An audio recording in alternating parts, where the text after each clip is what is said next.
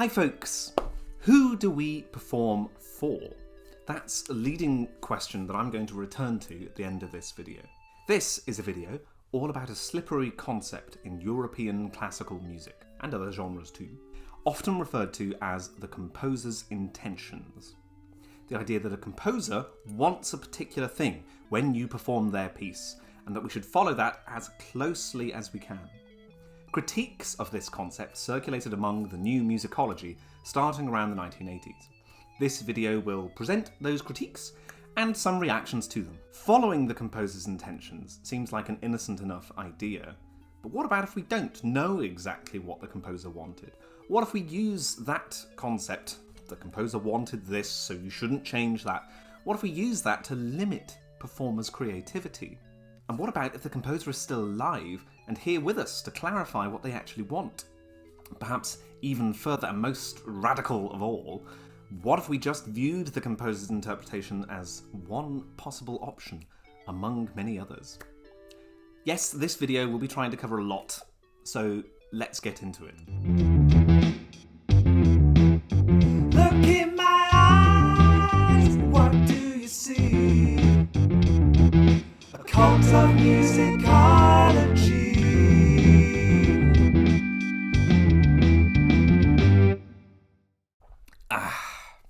Coffee ASMR. Let's get out a scenario. You're a performer learning a reasonably well-known piece of music by a mid-19th century European composer.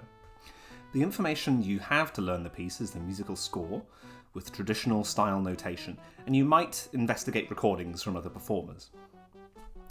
5-line Western style notation is good for telling us lots of different things, particularly pitch and harmony, and some aspects of rhythm, but it's pretty bad at telling us almost everything else, especially timbre, speed, without a metronome I mean, character, and even dynamic. There isn't an absolute scale where forte is always the same volume, for instance.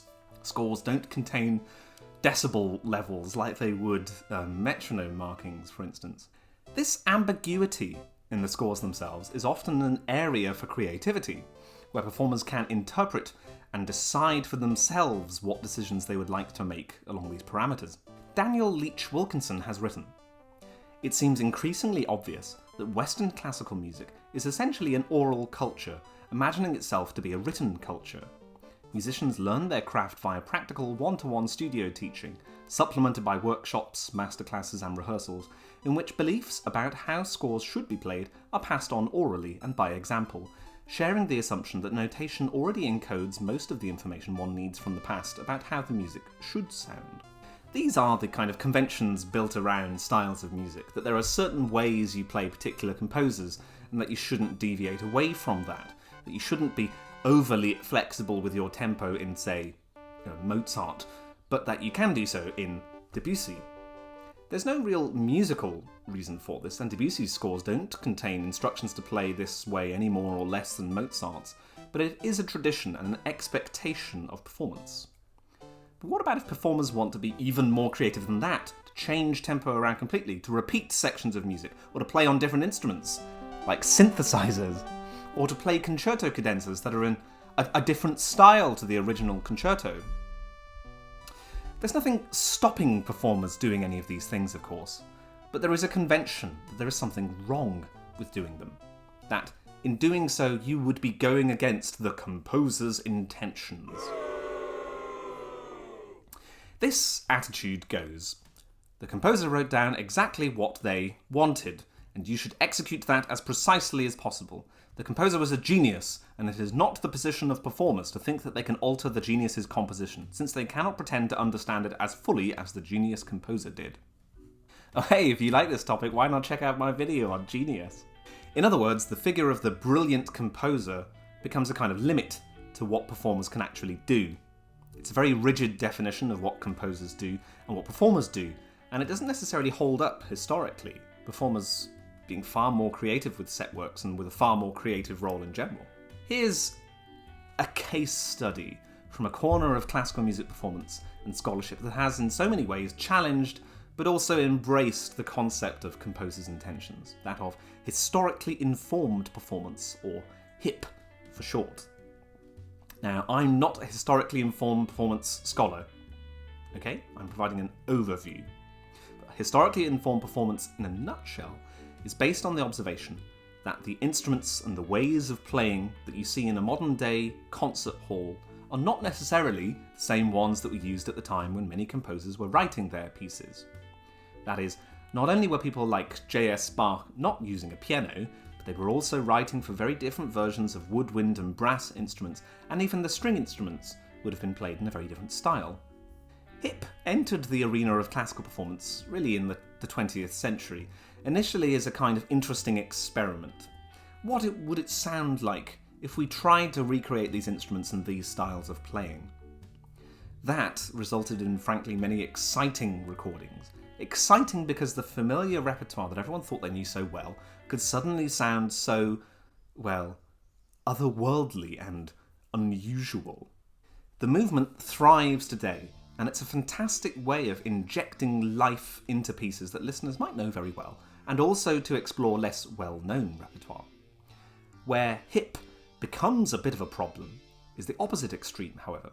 The suggestion that historically informed performance practices are going back to the composer's original intentions as closely as possible, and that doing that is obviously a good thing in and of itself. The question, of course, is it?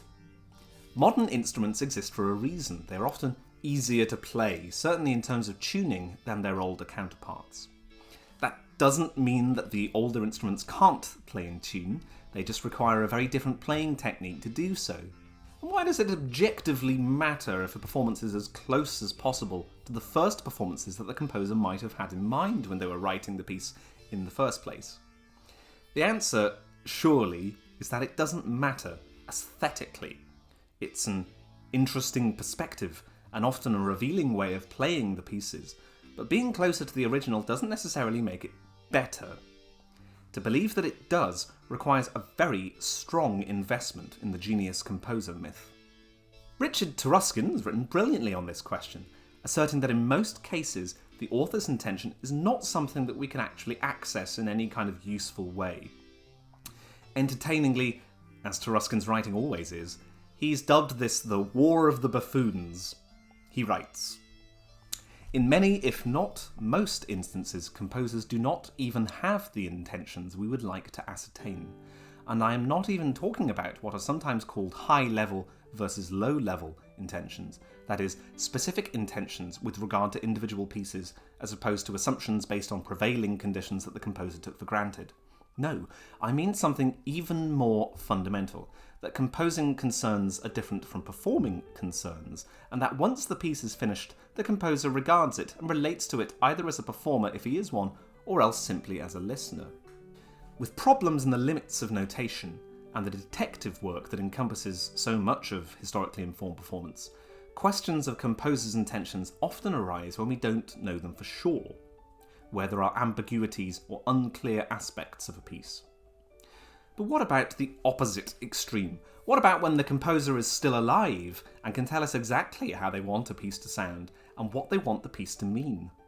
When a living composer has a performance or recording of their piece, they might very often work closely with performers to ensure that aspects that aren't clear from the score can be addressed as easily as possible.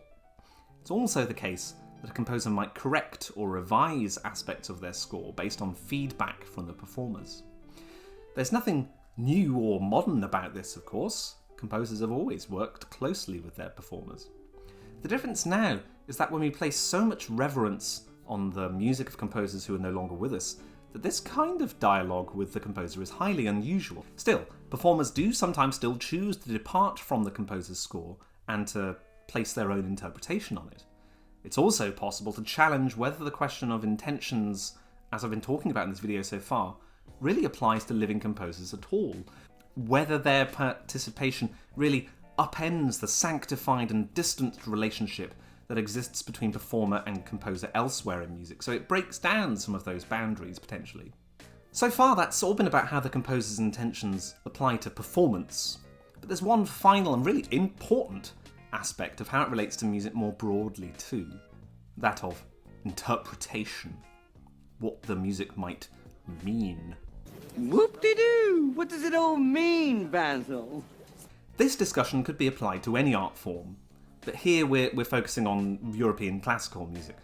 We tend to place a lot of value on what a composer says their piece really means.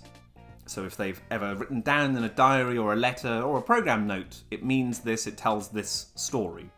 There are problems with this, though. The first of these is an old chestnut from literary criticism, the intentional fallacy. Wimsatt and Beardsley, this handsome pair, pointed out that just because the author of a piece says it means something, it doesn't necessarily mean that it has to mean that, or if that is necessarily the best interpretation. Roland Barthes went even further and expressed it far more dramatically when he said that we should kill the figure of the author, metaphorically. That when we know the composer's intentions for a piece, that immediately devalues our potential interpretations, which are every bit as legitimate as the composer's. He wrote, "To give a text an author is to impose a limit on that text." I'm going to wrap up by returning to my first question. Who do we play music for? Is it for each other, us living people, and perhaps those in future who might listen to our recordings? If we choose to obsess and fixate on the composer's intentions when playing music by dead European composers, we are instead choosing to prioritise a person who is no longer in the room. Worse than that, we also focus on executing their intentions when it's often very unclear precisely what those intentions were. In that situation, some performers and musicologists can be in danger of elevating themselves to the position of a kind of executor or guardian of that composer's legacy, which is surely a strange thing to be doing. The legacy of this is everywhere. The success of urtext editions or autograph scores, new publications that try to be as close to the original as possible. We venerate the genius figure every time we allude to the intention behind a score. But there are still loads more questions to be asked, and I haven't really addressed anything in this video. If we want to escape intentionality, as many of the new musicologists did, what are we left with? A return to the autonomy of music, music for music's sake? Something that new musicologists also wanted to escape at the same time.